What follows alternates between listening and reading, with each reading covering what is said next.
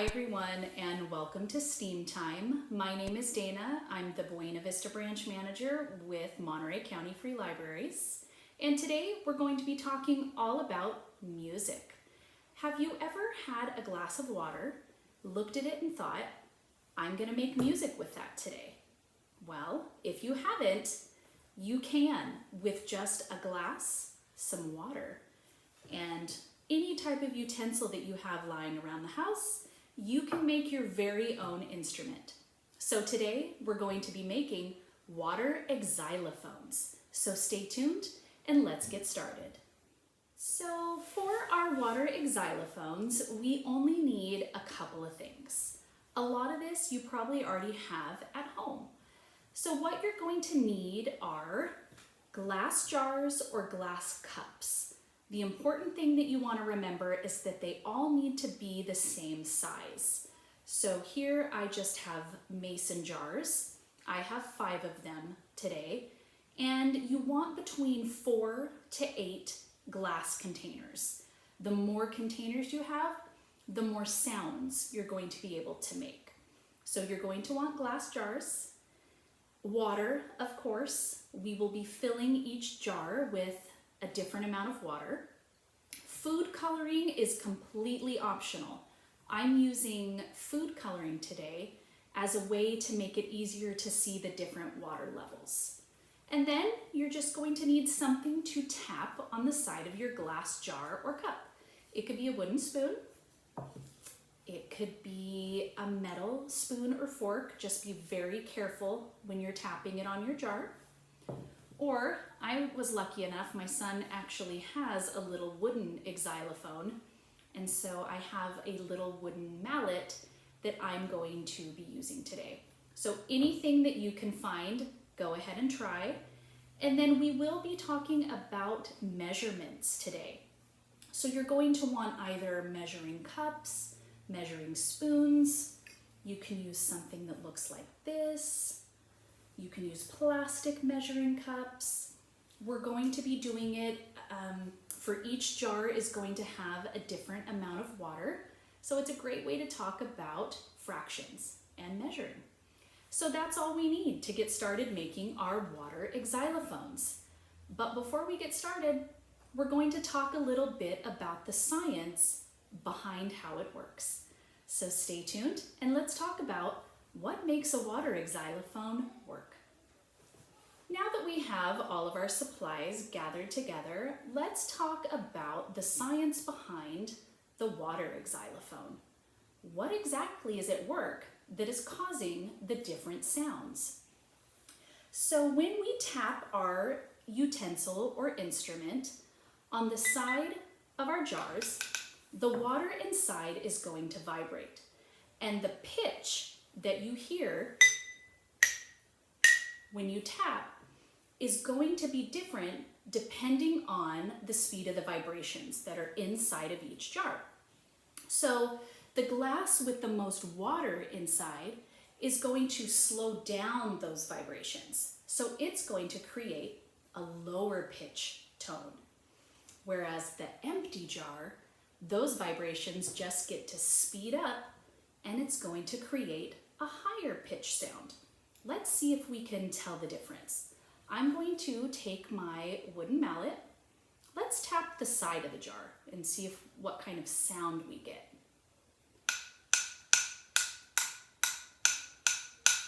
Okay, so listen to that sound. Now let's tap our empty jar. What sound do we hear? What pitch? Do you notice a difference between the full jar and the empty jar? You're going to notice a different pitch because of the vibrations and how much water is either inside the jar or no water at all. So the glass with no water is of course going to produce the highest pitch sound because all those sound waves and vibrations can move around as freely and as quickly as they want. So another really cool thing about this experiment is sound travels 4 to 5 times faster when it is inside water than air. Who would have thought that? So sound travels faster inside of water because the water particles are packed densely inside. So that's what's helping it move faster. So just think about the energy that's created, those sound waves can transport faster because they're packed more densely together. So we're going to see that at work here in our experiment.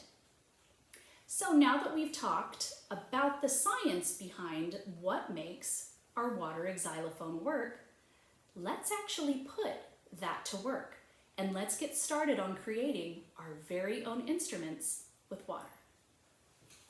So for the sake of time, I went ahead and I pre-filled my glass jars with different measurements of water. I have 5 jars, but use whatever you have on hand. It could be between 4, 8, whatever you have around your house will work perfectly. So I have 5 large glass mason jars, and depending on the size of your glass, the amount of water is going to vary as well. My mason jars were pretty big, so I put the measurements on the front. So my first jar has 2 1/3 cup water inside. And then for each mason jar, I decreased the amount of water by 1/4 cup. So 2 3/4 cup, we have 2 1/2 cups, we have 2 1/4 cups, 2 cups, and then we have 0. So this experiment that we're doing is a great way not only to tie in music and science, we're going to be tying in some math. It's a great way to start talking about measurements and fractions and doing it in a really fun way by getting to create music. So once you have your jars filled up with water, and the water, again, it will depend on how big your jar is. The bigger the jar, the more water you are going to need to start with. But the easiest thing I found was once you have your first jar full of water, all you have to do is start decreasing by 1/4 cup until you get to your final jar or glass and leave that one empty. Now, food coloring is optional. I'm going to be using it today because it's going to be easier to see the different water levels. So let's get started. In my first jar, I'm just going to drop in a few drops of food coloring. Now, if you have food coloring at home, go for it. Feel free, give each jar a different color, create the rainbow. I've done this experiment before and used it to help tie in color science and color mixing. So it's a great way to create your own colors as well. So we have green and red. We're gonna put in some purple. And as I add the color, you're going to see how each jar has less water. So finally, we're going to add in our blue. Let's let that mix a little bit. And now you're able to see how each jar has a different amount of water. And we talked before about the science behind it, how the vibrations vary depending on the amount of water inside of the jar and how quickly those sound waves can travel. And that's going to make a different pitch or sound when you tap your glass. So now that we have our jars full, go ahead and grab whatever you have around. If it's metal, just be really careful. Tap gently on your jar. Could be a big wooden spoon. I'm going to use my little wooden mallet. And let's go ahead and tap our first jar. And for this part, tap in the same spot each time because we really want to test the different pitches. Okay, are you ready? So let's tap our green jar. This one has 2 3/4 cups water in here. So I'm going to tap on the back. Let's listen. Okay, let's move on to this red jar. Has just a little bit less water, a 1/4 cup. Okay, let's move on to purple. Do you hear the pitch is getting just a bit higher as the water level goes down?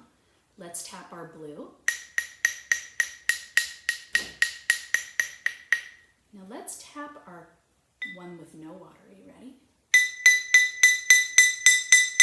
So each jar has a different pitch. So we have low pitches. They're getting a bit higher. Higher.